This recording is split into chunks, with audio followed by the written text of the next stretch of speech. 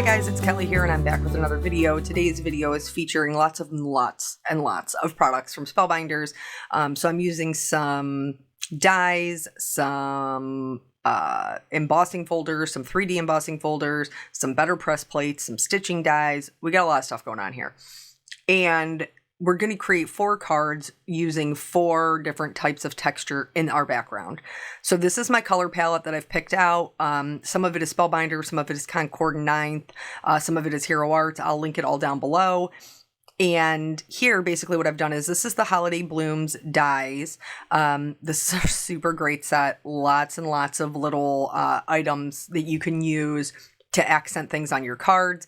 I'm not going to show you every single die being taped down, but this is how I like to approach it when I'm die cutting lots of things. I lay out my colors, I lay out the dies that I want in those colors, and then I go through each individual color until I have everything in place that I want. Then I go on to the die cutting.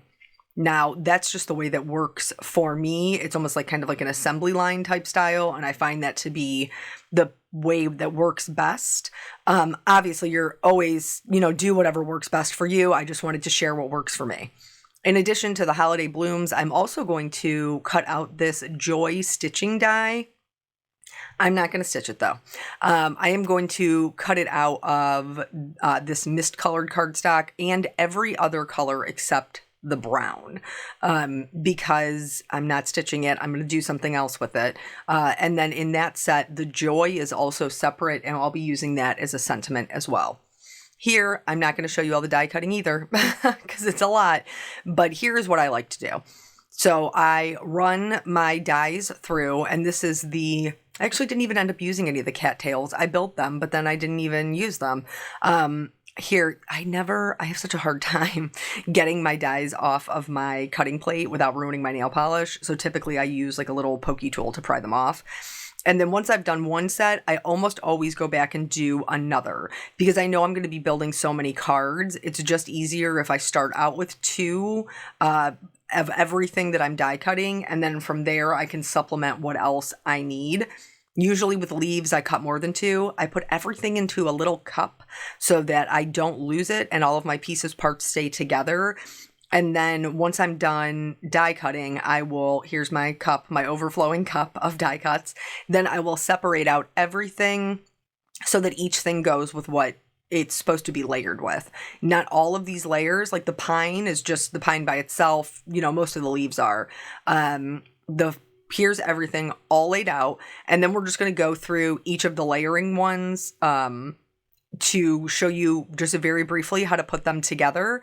I always get, sometimes when I see dies, I don't always grasp right out the gate how they work together. And so I really like when there is somebody out there who's done the work for me that I can just look at their video or their reel or whatever and be like, okay, that's how it goes together. Because sometimes these little poinsettias are easy to see how they layer, but some of the other smaller flowers, it did take me a second to be like, wait a minute, what parts go with this?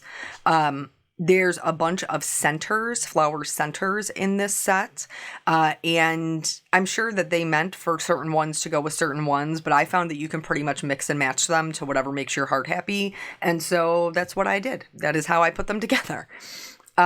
Before we go on to, we're going to watch the layering of the die cuts here. I did want to mention that Spellbinders does have a buy one, get one, free sale going on, which is a really, really great deal. It is on specific items. However, it's well over 300 items. There's dies, there's better press plates if you're new to that system and looking to pick stuff up. There's embossing folders. If you are a person please excuse my dogs.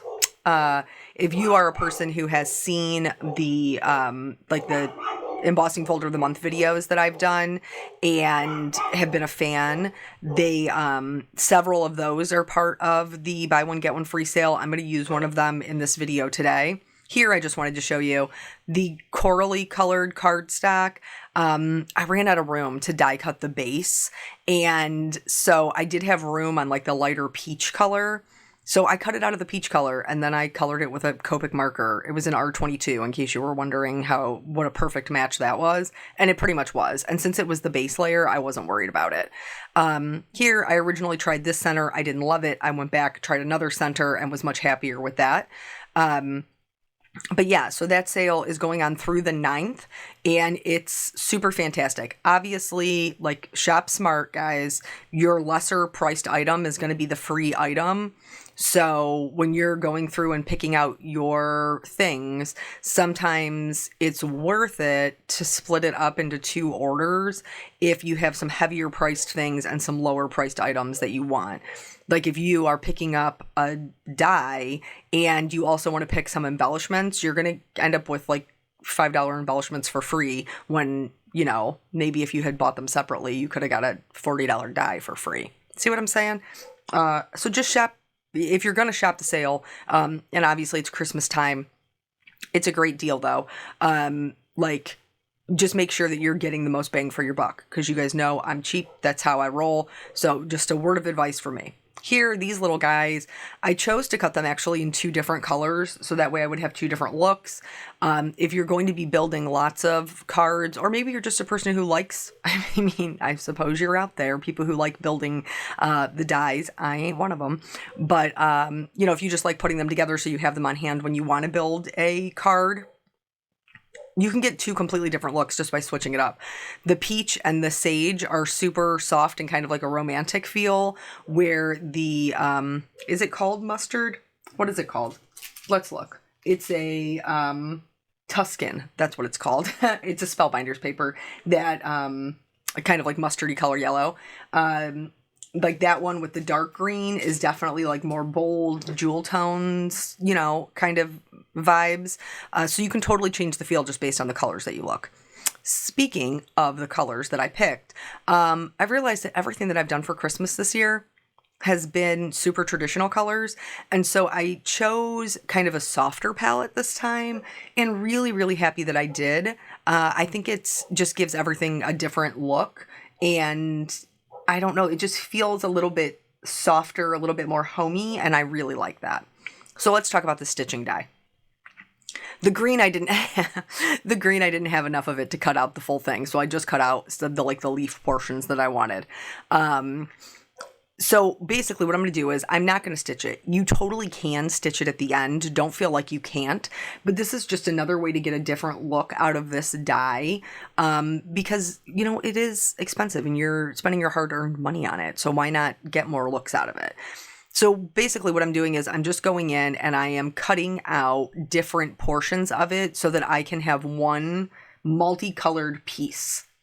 Now, if you are a person who's into making multiples, you could probably make like 2 or 3 of these with all of the pieces parts in different colors. I would probably recommend doing something a little more neutral than greens, because once you use up that green for the leaves, it's going to be, you know, maybe a little meh to have pink leaves, so I would maybe do a gray or something. But anyway, I'm just going to go through and I'm just cutting them straight. The only time I'm ever rounding them is maybe around the letters, because you're not going to end up seeing the cut edge. So here I have a second one cut in the same color as my base. And I'm going to go in, this is really, really easy because the die cuts out quite a bit around the letters. I'm just going to follow that same line and I'm going to trim out the joy part. And then that way I'll be able to layer that over top of all of the stitching I've kind of like pieced together, and you won't be able to see any of those rough edges. And then I'll put my letters on top of that and it'll look like one cohesive piece. I have had this die for quite some time and never really, like, I was always like, oh, I really like it, but the stitching can take a long time and sometimes I'm not always in the mood to stitch. So I mean, if you're a person who likes stitching dies and you find it therapeutic, I think it would be really beautiful, like maybe to take a metallic or like a neutral, like a white, and stitch over top of this. I think it would be really, really pretty. Here you can see that green one doesn't even go. Doesn't even go there, guys. I had to cut it from another piece, and I didn't want to die cut an extra one, so I just made do. Because I am going to layer that second joy piece over top of it, you won't see it, and nobody will know. They won't know unless you tell them or they watch this video. It's fine. So I'm going to put that in place, and then I chose to stick with the white letters because I'm going to do a white background. Now, I know we're almost 10 minutes into this video and we've shown absolutely nothing with texture, but I promise you, we are in fact getting there. We are getting there. And then they'll come pretty quickly. I'm going to show you one of the arrangements and how I put that together because I do think it's helpful to see how other people build their bouquet arrangements, especially if you're a person who's new and maybe you've never worked with dies like these. So I'm going to leave that part in, and then after that, things are just going to be happening pretty quickly. When I uploaded this footage, I had a lot of footage, but most of it was just super repetitive, so there was no reason. I'm a person who films everything, so I oftentimes have to erase out a lot. In order to bring that Tuscan color back in, I'm going to use some of the leftover centers that I had from my die cutting to put onto my joy. And then this is the first way that we are going to create texture, and it is with a die. So this is a full cover plate. This is I think it's a candy stripe. I believe it's from Simon Hurley, actually, from his collection that he did last year. I love this stripe. I think it's fantastic. But if you flip one upside down, you end up with this beautiful like plaid. It like looks very Argyle-ish. And that is how I'm going to create my background for this card. I am going to flip one on top of the other. I just picked the one that looked better on top. And then the joy will go in the center. And then that will be our first card. For the second card, I am going to, this is the one I told you I'm going to leave the bouquet in so you can see kind of how I work through that process. So originally started out with 2 of the poinsettias, and then was like, okay, maybe I could do a third flower. I didn't love the poinsettias. I ended up switching it up and using just one of those little pink flowers. But first I needed to put down that joy because no matter what your intention is, if you can't fit your sentiment on there at the end of it, you're going to end up having to rearrange it anyway. So if you know where you want to put your sentiment, then just lay it out there. Like it will help you with the placement of everything else. So I did toy around with this quite a bit so that I could figure out what worked and what didn't. Here I felt like I needed to bring in some of that sage color on the right-hand side. So I have a good balance of colors. I also took one of the single florals that had that Tuscan color and put it on the opposite side. This is it's a balancing game to make your bouquet and your card design look like everything is well balanced and goes together. So I can already see as I'm putting this together, I need a little something kind of in the bottom left, looking a little empty down there. So my branch is a little bit too big. This is the other thing that I have to tell you. Don't be afraid to trim them. You don't have to use the whole thing because nobody's going to know. So I ended up being able to put the berries in. I cut it apart, and now I've used one branch for 2 things, and they're not identical. They're just complementary, and that is working to bring in some more of that like corally color. What is that called? I should have looked. I'm going to look, but when I link them, but until then, it's not, it's Sorbet. That's what it is. It's Sorbet from Concord 9th. And what a cool name. So anyway, I messed around with this until I was happy with the way that it was looking and it was feeling much more balanced. Here is what I ended up with. And then you guys have seen the video that I did on the hinge method with the press and seal. However, I didn't have any press and seal in my craft room at the moment. I know. And I was too lazy to go downstairs. That's just real talk. That's just me being real with y'all. So I just did it the old school way that I used to do it. I put some glue on the back of my largest flower and I stuck it down and saw what I picked up. And then I laid everything back out how I wanted it to do. I put glue on the next round of things and then I laid them back down. Eventually, it does get to the point where you just kind of have to tuck them in where they go, because you get down to like singles, but it's not a bad way to put things together. The press and seal is much, much better. If you've never seen that video, I would recommend it. I learned about the hinge method from my friend Dawn, who is endlessly talented, and I thought it was brilliant, and it is. It works really great. I was just being lazy. That's the truth of the matter. So you'll notice as we're putting this together, there's no texture in the background of this. And the card is pretty, but it looks a little flat. You know, it looks a little bit like there's not a whole lot going on here. And so that's one of the reasons why we like to add texture into the background of our cards when designing. It adds interest without adding anything else. You know what I'm saying? It doesn't add necessarily busyness, depending upon what type you use. Sometimes it can add busyness. On the one where we do the better press, it does add a little bit of busyness. But not always. You can add texture without adding busyness. One of the ways to do that is to use tone on tone. That's the word that's the phrase I was trying to come up with. I was going to say white on white, which is how I used it. But using something tone on tone will give you texture without giving you lots of busyness. I did not do that with the better press plate, and you'll see when we get there. It's the last card that we do.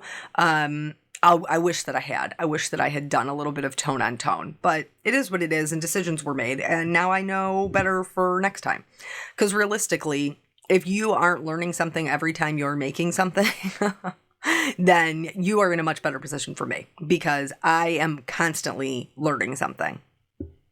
So as we're putting this together, like I said, here's to the part where we're down to just the singles, and I'm just going in and making sure everything is super secure, so that way I can pick this up as one whole piece, move it around as I would like to.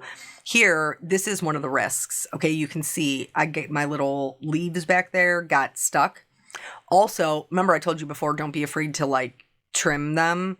Don't be afraid to trim off the ends either. I did that. I was talking over it, but I did that here where I trimmed off some of the ends so that they wouldn't be sticking out. So now that this is put together, I am going to scrape off that little green piece. It's not going to matter because my bouquet is going to be on top of it, but I didn't want it to mess with my embossing. Second way we're adding texture, 3D embossing folders. And I believe this particular embossing folder, which is one of my favorites, it's the Tuft one, is included in the buy one, get one sale. So I'm spritzing the back, running this through my Spellbinders Platinum 6. The texture that this gives is fantastic. I love this one. And now you can see we're putting the same elements back on the same card, but this time we have texture, and it looks so much better. Just so much better. I also thought this could benefit from a little bit of a metallic, because the joy just wasn't standing out as much. So I did go ahead and cut them out of some matte gold cardstock from Concord 9th. And then this sentiment is actually from a Simon Hurley stamp set that he did. It was a collaboration he did with Spellbinders, and it is called, what is it called? Halftone Holiday. Super pretty images. But I used this sentiment. The sentiment in its entirety says, wishing you peace and joy this Christmas. I treated with my anti-static tool, stamped it in gold pigment ink, and then embossed it with gold embossing powder. This is just on white. But when I trimmed it out, I cut off the and joy. So I used one strip that said wishing you peace and one strip that said this Christmas. So, or I'm wishing you peace and. I left the and in there. So when the sentiment is adhered to the card, it will say wishing you peace and the joy will be very large, and then the this Christmas will be on the bottom. You'll see that here in just 1 second. So I'm going to go ahead, now that everything is there, I'm going to go ahead and adhere it all down to, it's where it's going to live at forever, ever until, it goes to its home. And then from there, I'll be able to adhere the joy. I did choose to still utilize the white joy that I had cut out. I just used it to build up that, the joy, the gold die cut. Why can't I talk? Words. Anyway, so I glued them together. And then because of that, it did sit up a little bit higher. So I am just going in. This is foam tape from Honeybee. It's just like 1/8 of an inch. It's super thin, but it's going to be enough to lift it up over my letters and still have everything be flush. So I'm going to put that on the ends of my little sentiment strips, and then I will be able to put the liquid glue over the part that will lay over the letters, and everything will sit just beautifully. So that is that one. That is the second way that we are adding texture, is with the 3D embossing folder. And everybody has different things, and there should be something in this video for everybody. There should be something for everyone. Now that I have literally had, you guys know if I do my voiceovers, I just sit down and do them. I had to stop the voiceover so I could go downstairs and let the dogs in the house, because they would not stop barking. And it may bother you, it may not bother you, but it was bothering me. So I had to go let them in so that they would stop. So now with this next card, again, we're going to skip over the building of the bouquet. You've kind of seen that. Here I'm using the rectangles to cut out a piece of white. And then I'm also using this Merry Christmas sentiment. Super love this. I think it's really kind of fun. You cut out the base, and then you can either cut out the letters separately, or you can cut out the letters on the base. I'm actually going to do both. So I'm going to run it through, and this is because I just thought it would be easier. I'm going to fit all the parts back into the die, and really I think only the E and maybe the R or maybe an I fell out. And I just fit them right back into where they went. Oh, it's the middle of the R. That's what it was. I'm going to fit them right back in there, and I'm going to flip it upside down. And then I'm going to put a second base on top of it. So you can still read it. It's, it still says Merry Christmas, but I actually did this so I wouldn't have to adhere all of the individual letters together. I could just stack the gold ones on top, and they would still be raised. So that they would still be up just a little bit, but I would still know where to adhere the letters without having to lay down the negative. So I just chose to do it on white because this is, remember that I was talking about the tone on tone, the white on white. So for this one, I'm using just a regular embossing folder. Some people have machines that can do both. Some people have machines that can't do the 3D, or maybe they don't want to spend the money for the 3D. I totally understand that. I think that they're gorgeous, and for me, they're worth the investment, but that might not be the case for everyone. So this is the trellis embossing folder that I'm going to be using. And this was the January embossing folder of the month. It's a great one, and it is also, again, part of that sale. So if you are like, hey, now's a great time to pick up some embossing folders, buy one, get one free, yo. That's a great idea if you ask me. So here I just, like I said, I just laid the gold over top of it. Love the way that this looked. And then that way I was able to put this and tuck in my florals behind it. For the little rectangle piece that we cut with the die, this is the part I'm going to be embossing. Just because adding texture, like the last two, we've added them all over the card, but you don't have to. You can add texture to a portion of it. If you have the, the better press, or if you've letterpressed with dies, it's a great way to do like blind letterpress to get that tone on tone look and still create some texture without really needing anything extra. That's another way to go.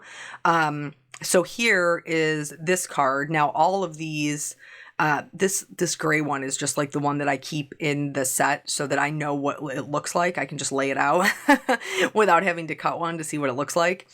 But I am going to take this piece. Now with embossing folders, you can use them one of two ways. You can use the embossed, so the raised, or the debossed. I actually chose to use the debossed side of the embossing folder because I liked how it looked in sets. And so I chose to use the debossed version, but it still adds texture, it still adds interest, and it's tone on tone, so it's not super busy. And And then I chose to pop it up on some foam tape. I then added my florals, which do overhang the embossed piece, but they don't overhang my full A2 size card. And then I put the sentiment right on top of that. Same thing with the white. It's got the white and gold. It's very kind of classic. And that is the third card. For the fourth card, I told you guys before, like, I don't necessarily super love the way that one came out, the fourth card, because I think I should have done more of a tone on tone. But we're going to share it anyway because it might be your style. So here what I'm doing is I'm actually using a Better Press plate. It's not for Christmas at all, by the way. It's just a floral. And this one is the, hold on, I'll come up with it, Pressed Bouquet. And it's just a really pretty kind of general floral plate. I think it could be used for lots of things. And so here, if you've never seen the Better Press system before, it has a grid on the clear lid, and then it also has a grid on the base. So when I'm putting it down, I know that if I make sure my design stays below that line, I can put one on either side and they aren't going to overlap as long as I don't cross that line. So yes, my plate is stained. It is cleaned. I cleaned it, but I stained it with I think it's actually the Tuscan ink. It matches that card's stock. But instead of taping my four corners because I want my better pressing to go off the edge, I'm not going to tape them on the front. I'm going to tape them on the back. You do have to be a little bit careful with this because if you tape it on the portion that you are pressing, you can get a little bit of unevenness because you're creating more pressure. But I haven't really had too much of an issue, but just to be safe, I'm only going to tape 3 of the corners. And now remember, there's no ink on my plate. So I'm just pressing it down and picking up the paper. And then on the front, I will put down some tape on that side where I'm not going to be pressing just to make sure it doesn't move. I chose to use the Coastal because it was the closest that I had to the colors that I chose outside of the Tuscan, and I tried the Tuscan and I didn't like the mustard color in the background for the florals. I liked the blue better. Big shock, I liked the blue better. So I chose to go with the Coastal even though it is just a hair darker than everything else we've been using. So I'm going to ink that up, pounce and pivot. That's how you ink up your Better Press plates. And then I'm going to flip my platen back over. It will lock with those magnets. I will run it through my Platinum 6, bring it back. And this is, it's foolproof. Perfect impression every time. It's beautiful. Now I'm going to remove that piece of tape. I will put it down in the corner. And this one, again, I'm not even going to clean the plate because I'm using the same colors. I'm going to scoot it back over to the top. Again, making sure I'm not crossing that middle line. And I do check it to make sure that it's not going to both be facing the same direction. Like I want them opposites. So I am going to flip it up just to double check that they will be in fact facing opposites and they will. And then I will go ahead and ink it up again, put the platen back on with a magnet and run it through. I have purchased several Better Press items because I own it and I want to utilize it more, but I have not. And so I will have some of those videos coming up. If you're interested in them, please let me know. If you're not interested in them, let me know that too. I know it's not for everyone. I know a lot of people have it on their Christmas list, because it is, something that's a little bit extra. And so it would make a great gift, for a crafter in your life. I think one of the reasons why, look how pretty that is. It's so pretty. You could just put a sentiment on it and be done and it would be fine. I didn't. I added more to it because that's how I roll. So here I'm just going in and removing the tape. This one came unrolled, so I had a little bit of trouble getting it off, but none of them ripped my paper or anything. You just need to be careful that you are, sticking it to your hands first, that you're not putting any of your tapes down full strength. So now this part is a little bit tricky because I have the florals, which are stacked, and I want my sentiment to be flush, but I didn't want to use the background of the Merry Christmas again. I wanted to do something different. and let that better press kind of show, which honestly may have been the part of why I don't necessarily love it. It's the truth, just being honest. But I needed to raise up portions of my letters to make them flush. And so in order to do that, this gray one that I just have, that I just keep, I use that to get the placement of my letters. I only have glue on a portion of that C, and then I'm just going to trim it where it starts to meet the die. And then that way I can go in, and then when I put my gold C over top of it, it will sit flush. For the rest of them, I didn't even bother trying to line them up. I figured I could eyeball it well enough. And that's what I did. Now we'll just have all these extra white letters. I only did just one or two more things to finish off all of the cards. And that was, I used this gold hero wax to add just a little bit of shimmer.